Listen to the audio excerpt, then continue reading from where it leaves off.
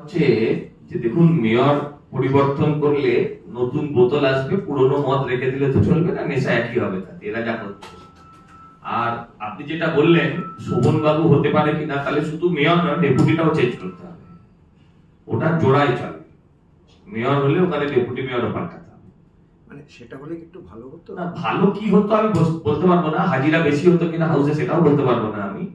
কলকাতা শহরের কোনো ভালো হতো না, তার ব্যক্তিগত ভালো হতে পারে যিনি মেয়র হবেন, তার ব্যক্তিগত ভালো হতে পারে, কলকাতা শহরের কোনো ভালো হতো না। মানে তুলনাই চলে না।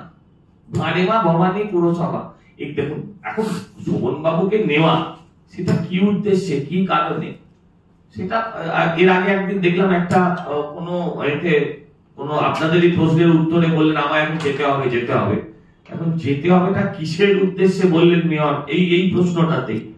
হ্যাঁ, তো সেটা আমি বলতে পারবো না, ভালো কিছুই হবে না।